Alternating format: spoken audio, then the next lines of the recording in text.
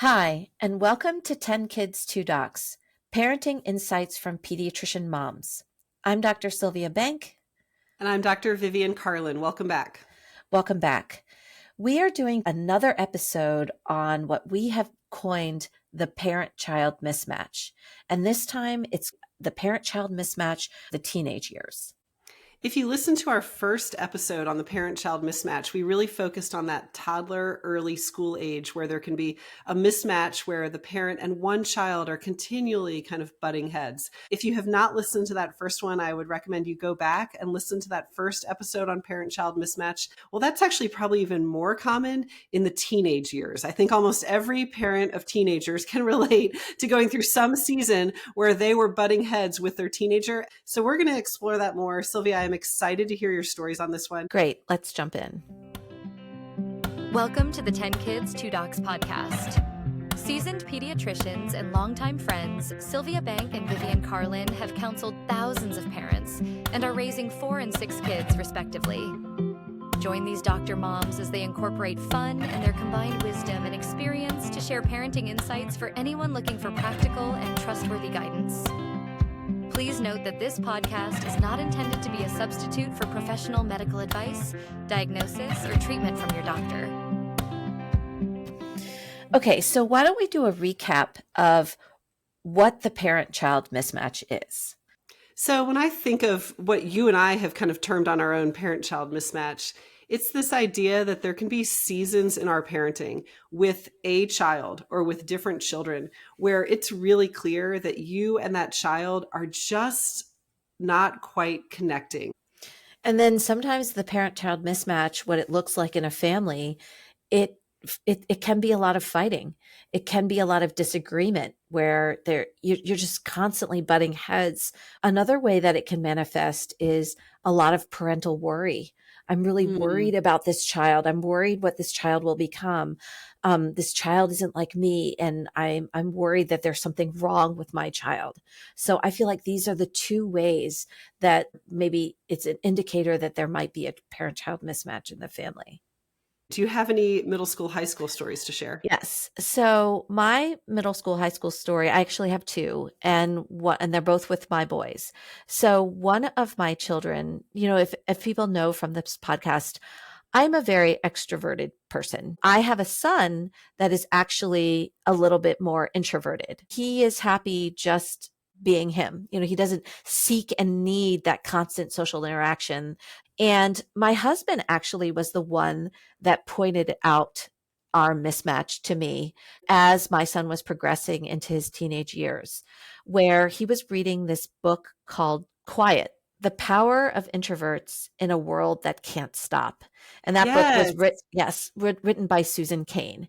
And my husband was reading this book, and he had this realization that there was a mismatch between me and our son. And the way the mismatch was manifested is that I would place worry, because parents worry, on why my child wasn't engaging in certain social things. So an example is boys kind of their socialization surrounding sports. And he had a consistent sports team throughout his late elementary through middle school. And he got along great with these people. They were his friends. He actually went to school with a lot of them too. But there would be times after the game where they kind of wrapped up and some of the boys would just be continuing to hang out. And my son was ready to go. He had had his own social time with them and he was ready. And for me, as this social butterfly, I would be like, why are you leaving? There's 2 people still there. Like, why aren't you hanging out with them? And as a worried mother, being an extreme extrovert, worried that there was something, quote unquote, wrong with my child, that he didn't want to be the last person to leave the social group like I would. Another example, when he started high school, there was a curiosity about homecoming and that first dance and everything. And freshman year, he went to homecoming and he experienced it. And every year after that, he was like, no, I'm good. I don't need to go. And, for me as an extrovert, I'm like, what? Everybody goes to homecoming. Like, why wouldn't you want to go and see what people were wearing and see who took who as a date? Like, my whole social life is just to kind of suck in more and more and more. And I was worried that there might be something quote unquote wrong with my child, that he pretty much didn't want to go.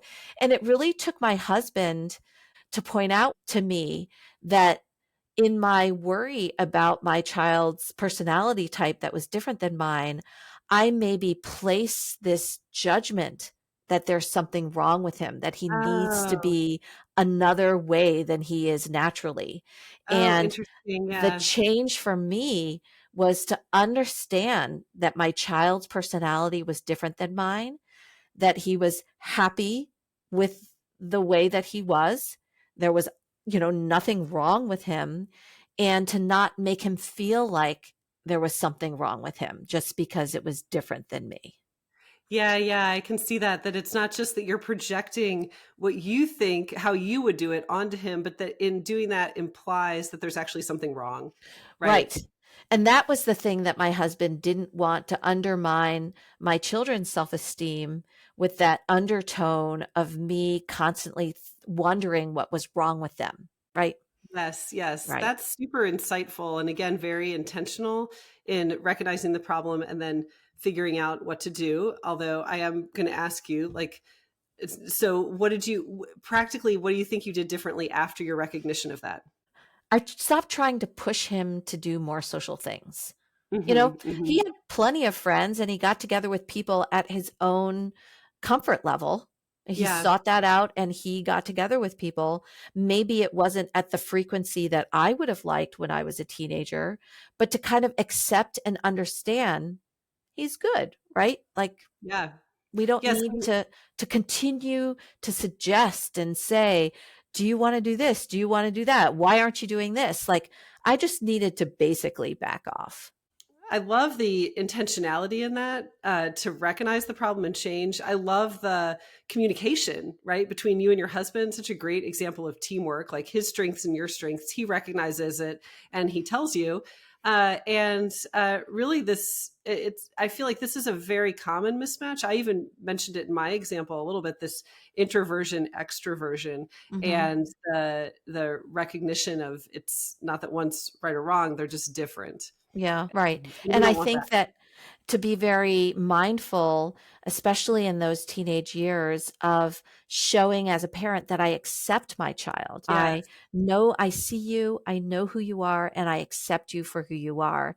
And in Mhm. my frenzy to try to make social plans for my child, I was I was missing that component of my parenting. Mhm. Yeah. That's a great example. In the second half, I'd like to share with you another story of parent child mismatch in the teenage years, and hopefully it'll give you another example of how this may manifest. Sounds good.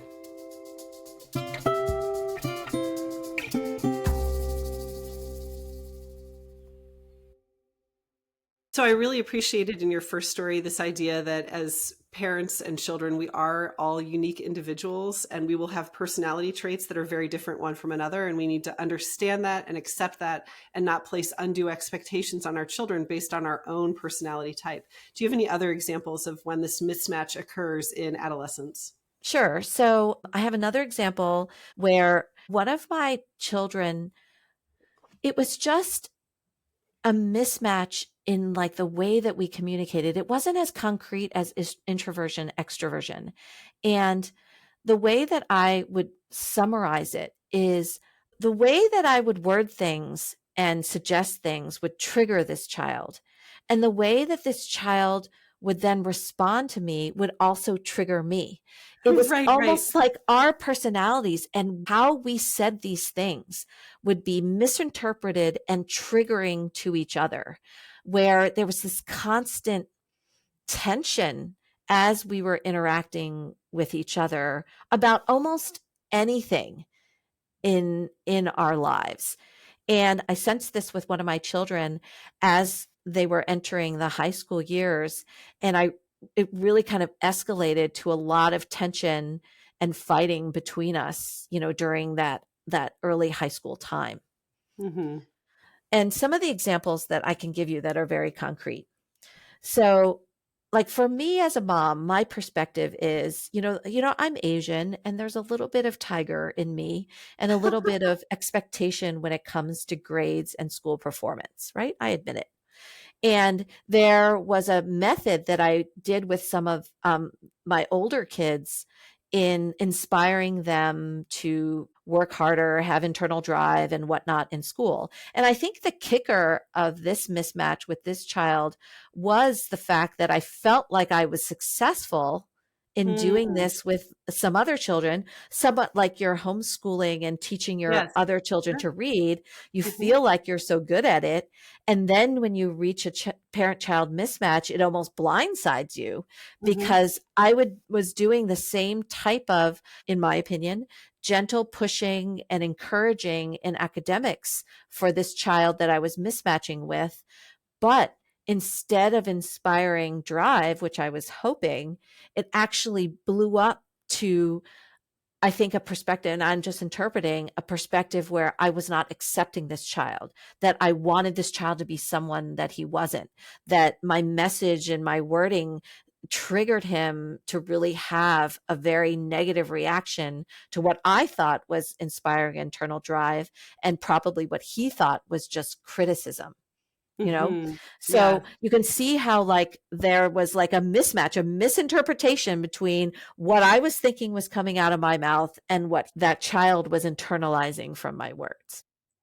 The other thing that I think was a constant form of mismatch is, like I mentioned, I'm a very social person and I like to know what's going on in my kids' social lives. It's a way that I feel like as a parent, I'm connecting with them, where I ask them about their friends, their game or their club or their activity, just to start a conversation. In my mind, I'm showing interest in their lives by Yeah. asking questions about their friends and what's going on in their lives and their friends' lives, right? So that is how I approach talking to my kids. Sometimes just to have a casual conversation about something like, oh, you guys went out to McDonald's. Who else was there? Just a general question to spark conversation. And in this parent child mismatch situation, I feel like there was an undertone or a thought that I might be meddling in their in their social groups. Like Mm, my mhm, interest was an interest in order to control or to judge what was going on or who that person was with or who that child was with at that time, and maybe pass some judgment on friends or peers. And it was just a complete mismatch of, I think I'm trying to express interest and start a right. conversation. But in reality, it was interpreted as, you're too much in my business and maybe you're Mm, trying to meddle or criticize my situation. So I definitely, initially, these are two examples of how that mismatch manifested itself yeah. and how what I said triggered that child and what that child said triggered me. We were like constantly triggering each other at home. So tell me about how you recognized it and then what you did differently. So I think it was really hard for me to realize that maybe in this phase of this child's life, I wasn't the best lead parent for this child. I'm a pediatrician. I have 4 kids. I take pride in my relationship with my children. That's For something sure, that's yeah. really important to me. And it was sad for me. It was very sad for me to kind of come upon this realization that it wasn't me, it wasn't him, it was us. And kind of stopping the fighting and taking that step back. And instead of being angry, I was just sad, sad Mm, that I wasn't the best parent for this child at that yeah, yeah, moment. And it still makes me sad. yeah. But the realization, I think, is when we turned the corner, right? When I was like, the same thing as you, like, I need to start building relationship with this child, right? I Yes, need to yes. find a common ground. I need to find a place where we can relate because all of these parental things like chores and waking up for school and did you do your homework and all these naggy parental things were not improving our relationship. Mhm. So, recruiting my partner into this, my co-parent, like I need you to help and take over as lead parent during this phase where we are just butting heads left and right. And I really appreciate the support of my spouse during that time, to step in and take over when it came to these parental duties of a teenager, curfew, job, responsibility, Right. that Grades. was now off my plate and now onto his plate. And, Mm.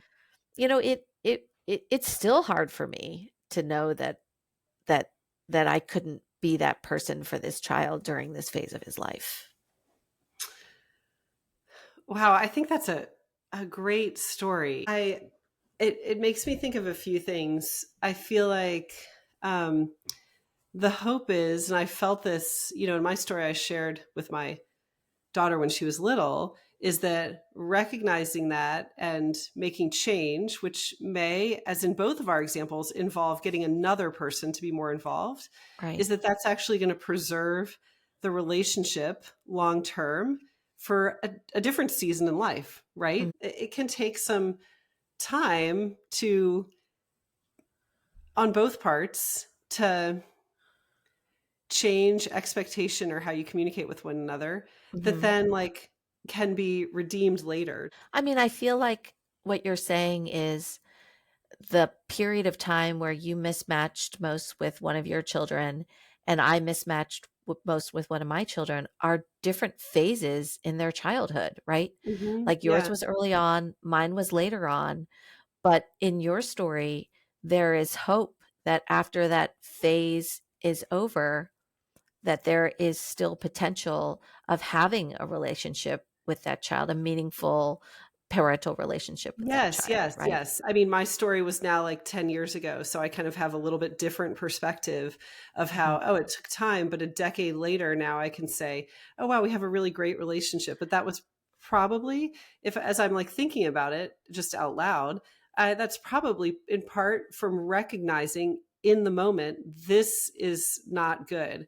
Like Right, if we continue this way, we are going to create a rift between us, and stopping it and it in its tracks and making change as the parent, the responsible parent, right. prevented that, so that now we have this great relationship. Okay, here's a very practical way I've heard what I'm trying to put into words. Put this idea of specifically, we're talking about between a parent and a child.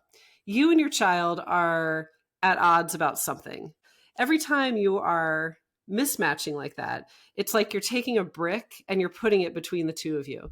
Mhm. And if you continue to do that without recognizing that it's happening, at some point you're going to have a wall that's Yeah, going to be impassable. If you yeah, recognize it when there's just a few bricks, or it's only 2 feet tall, and you right. stop it, there's still opportunity to step over that wall anytime, right? So I feel like what we're demonstrating in this, and what you demonstrated so poignantly, was a recognition, which is difficult. That's probably the hardest step for Yeah, us as parents, a yeah, recognition, and then a humility to accept I'm not the right person.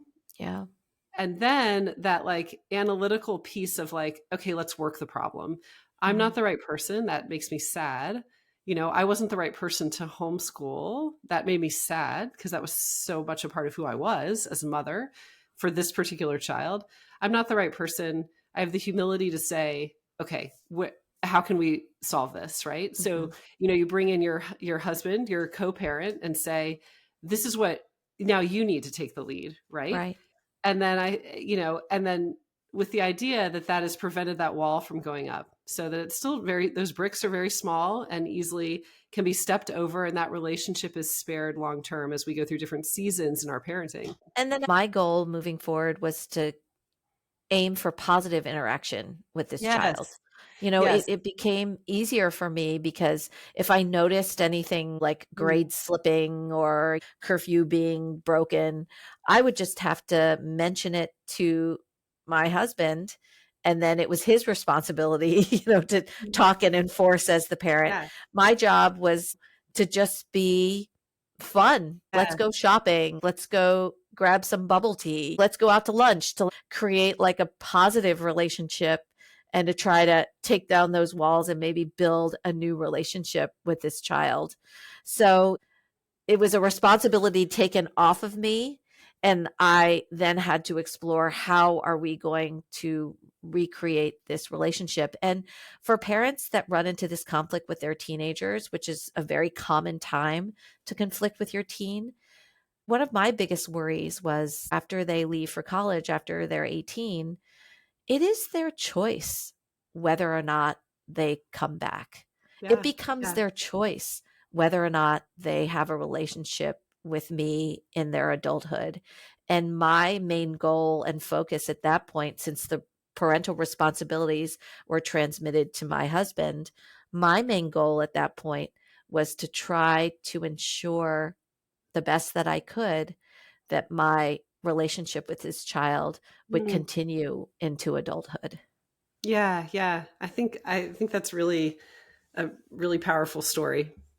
Yeah. You make me think of another principle in parenting teens, Mhm. that, I hear people talk about that some teens, when they are, there's so many stressors in Right. adolescence and so much figuring out self-identity and all of that. And some Right. teens, as they're processing all of that stress, tend to Mhm. internalize it as like, oh, like, I'm not sure I like myself, like what's wrong with me? And that tends to be more girls, making a generalization.